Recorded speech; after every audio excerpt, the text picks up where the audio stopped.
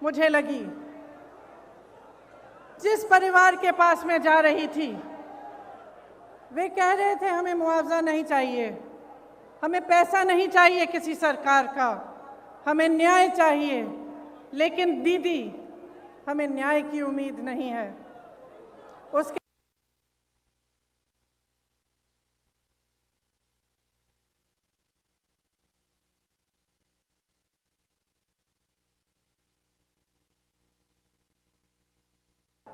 उनके पिताजी ने मुझसे कहा कि उनको घर के बाहर निकालकर उन्हें पीटा गया था, उनके बच्चों को धमकाया गया था, उनकी 9 साल की एक पोती को धमकाया गया था, लेकिन उनको न्याय की कोई उम्मीद नहीं थी।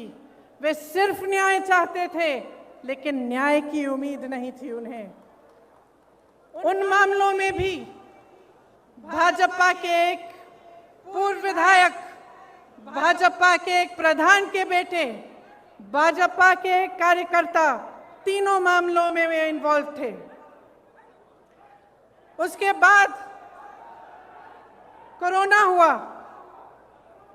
कोरोना के समय जहां जहां से रिपोर्ट आई, वहां से वही रिपोर्ट आई कि जनता त्रस्त है, परेशान है और सरकार मदद के बजाय आक्रामक हो गई है। जो भी सुविधाएं थी, अगर कोई कहता था कि मेरे पास सुविधा नहीं है, मेरे पास ऑक्सीजन नहीं है, कोई अस्पताल ने कह दिया कि ऑक्सीजन खत्म हो रहा है, तो सरकार उन पर आक्रमण कर रही थी। उनको न्याय की उम्मीद नहीं थी, उनको ये उम्मीद नहीं थी कि ये सरकार संकट के समय उनकी मदद करेगी। उसके बाद हाथरस का हादसा हुआ, जिसमें आप सब ने देखा कि सरकार ने अपराधियों पर आक्रमण नहीं किया, सरकार ने अपराधियों को नहीं रोका, सरकार ने परिवार के सदस्यों को अपनी बेटी को की चिता जलाने से रोका। उनको ले भी नहीं गए साथ, पुलिस प्रशासन ने चिता जला दी। उस परिवार ने भी मुझे कहा कि दीदी हमको न्याय चाहिए, लेकिन न्याय की हम उम्मीद नहीं रख सकते। आज लखीमपुर खेरी में जो हुआ, पिछले हफ्ते से हम देख रहे हैं।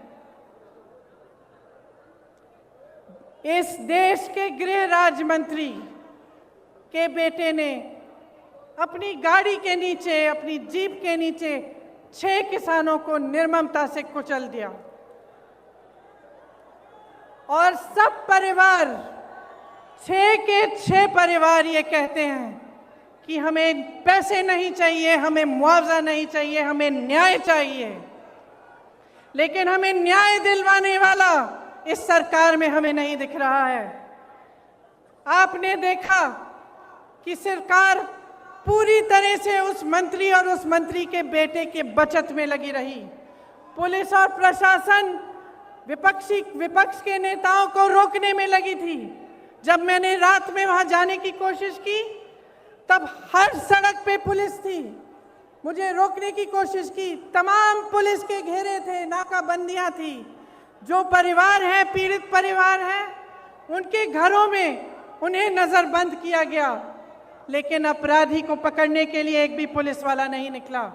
अपराधी के घर में उन्होंने निमंत्रण भेजा कि आप आकर हमसे बात करिए। आपने किसी भी देश में, दुनिया के किसी भी देश में या इस देश के इतिहास में आपने कभी ऐसा देखा है कि एक आदमी 6 किसानों को कुचल दे, 6 लोगों की हत्या कर दे और उसको पुलिस निमंत्रण दे रही है कि आइए हमसे बात करिए? आपने कहीं ये देखा है? बताइए। कभी भी इस देश और इस दुनिया के इतिहास में ऐसा नहीं हुआ होगा। यहाँ के मुख्यमंत्री मंच पे बैठे हुए उस मंत्री का बचाव कर रहे हैं जिसके बेटे ने ऐसा काम किया है। जो प्रधानमंत्री लखनऊ आ सकते थे प्रदर्शन को देखने के लिए, उत्तर प्रदेश के प्रदर्शन को देखने के लिए, आजादी के प्रदर्शन को देखने के लिए, वो वो 2 घंटे की दूरी पर लखीमपुर खीरी नहीं जा सकते थे उन किसानों के हाथ पकड़ने के लिए, उनके आंसू पोंछने के लिए। ये आज़ादी किसने दी? जिस आज़ादी का महोत्सव मना रहे हैं, अमृत उत्सव मना रहे हैं, ये आज़ादी हमें किसने दी है? ये आज़ादी हमें किसानों ने दी है, किसान के बेटे ने दी है।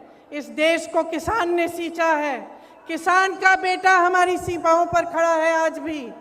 ये किसान के बेटे हैं जो हमारी सुरक्षा कर रहे हैं, हमारी सीमाओं पे इस देश की आज़ादी को निर्भर रख रहे हैं। ये देश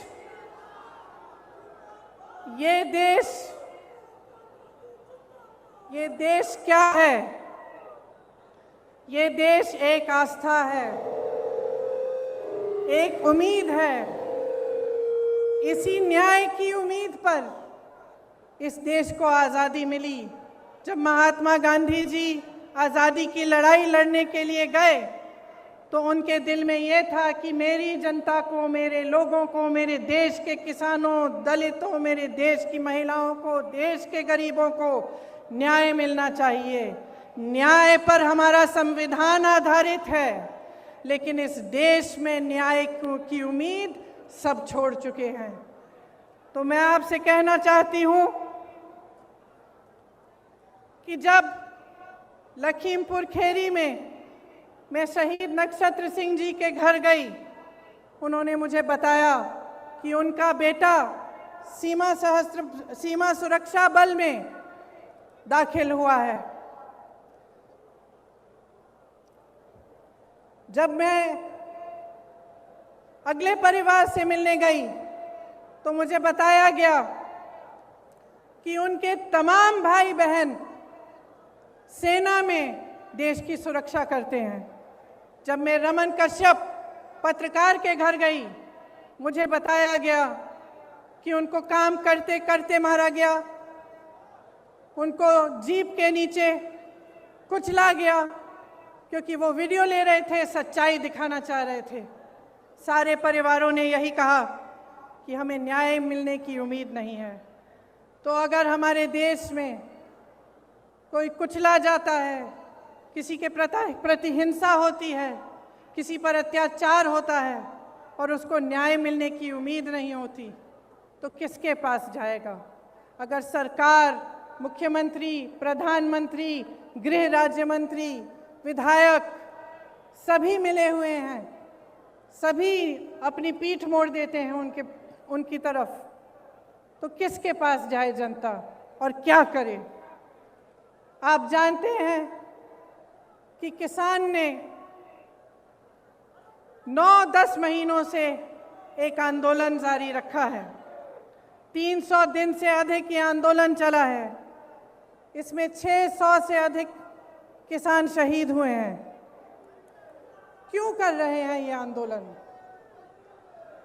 ये आंदोलन इसलिए कर रहे हैं क्योंकि ये जानते हैं कि ये सरकार के जो 3 कानून हैं, उनके जरिए उनकी आमदनी, उनके खेत, उनके फसल सब इस सरकार के खरबपति मित्रों के पास जाने वाली है, उनके कब्जे में होने वाली है। मोदी जी के अरबपति मित्रों ने पिछले साल हिमाचल से सेब 88 रुपए किलो में खरीदा था। इस साल वही सेब 72 रुपए किलो में खरीद रहे हैं और सबकी मजबूरी हो गई है कि वो सेब का दाम घटाएं।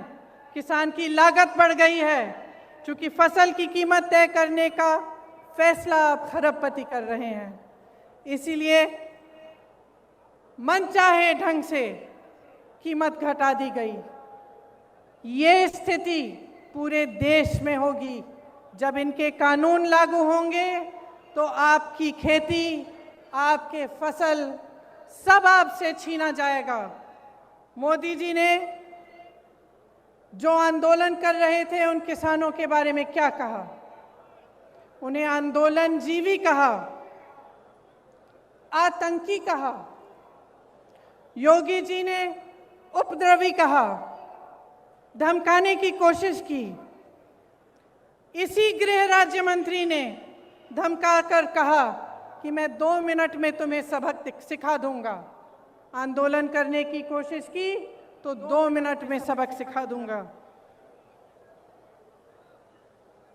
दुनिया के कोने कोने तक हमारे प्रधानमंत्री घूम सकते हैं, अमेरिका जा सकते हैं, जापान जा सकते हैं, देश देश में भ्रमण कर सकते हैं, लेकिन अपने किसानों से बात करने के लिए अपने घर से मात्र 10 किलोमीटर दूर दिल्ली के बॉर्डर तक नहीं जा सकते।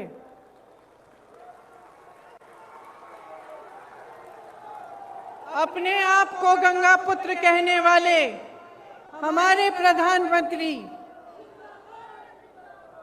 ने गंगा मैया के आशीर्वाद से खेतों में फसल लहलहाने वाले करोड़ों गंगा पुत्रों का अपमान किया है।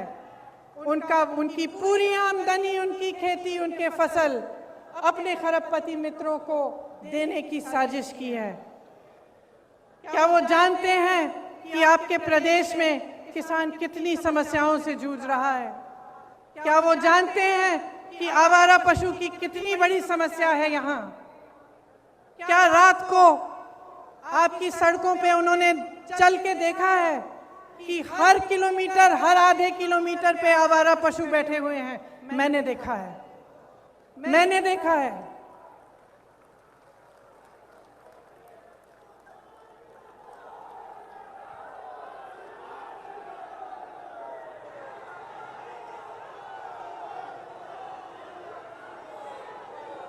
किसानों की बिजली के दाम 3 बार बढ़ा चुके हैं। क्या नरेंद्र मोदी जी ने देखा है कि आपको कितने बड़े बड़े बिल मिल रहे हैं? कि जब आपको बिजली नहीं मिल रही है फिर भी आपको बिजली के बिल मिल रहे हैं। क्या प्रधानमंत्री जी ने देखा है, कुछ कहा है इसके बारे में? प्रदेश का हर परिवार त्रस्त है, दुखी है। धान और गेहूं का दाम नहीं मिलता, यूरिया खाद बेहद महंगा हो गया है, जीएसटी, खेती के जो खेती में काम करने के इंस्ट्रूमेंट होते हैं उन पर भी जीएसटी लगा रखी है। 100 रुपए का पेट्रोल, 90 रुपए का डीजल, 900 रुपए में रसोई का गैस।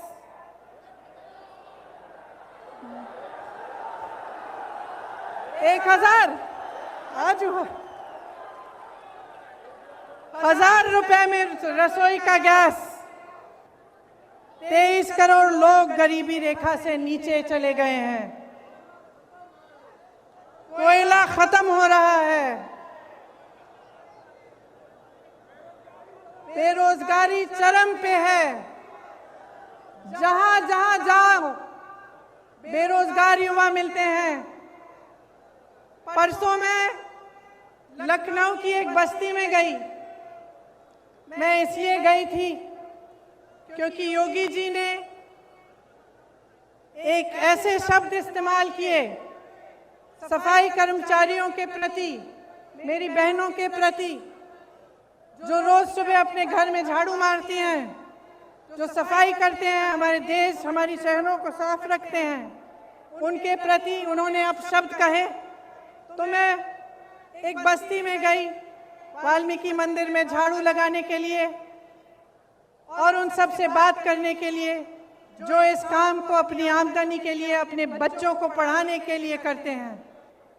उन सब ने मुझे बताया, मैं घर गई, घर गई, एक घर से दूसरे घर गई, हर घर में मुझे बताया, अपने युवा बच्चे मेरे सामने लाए। किसी ने एमए किया था, किसी ने बीए किया था, किसी ने आईटीआई किया था, किसी के पास नौकरी नहीं थी, किसी एक का रोजगार नहीं था। और जो रोजगार कर रहे थे, जो सफाई कर्मचारी थे, उनका वेतन महीनों से नहीं बढ़ाया गया था। दुखी है जनता, त्रस्त है, नाराज भी है और नाराज होना चाहिए, क्योंकि जिस समय आप इन परेशानियों से गुजर रहे हैं, आप संघर्ष कर रहे हैं, उसी समय प्रधानमंत्री जी के खरबपति मित्र करोड़ों रुपए कमा रहे हैं।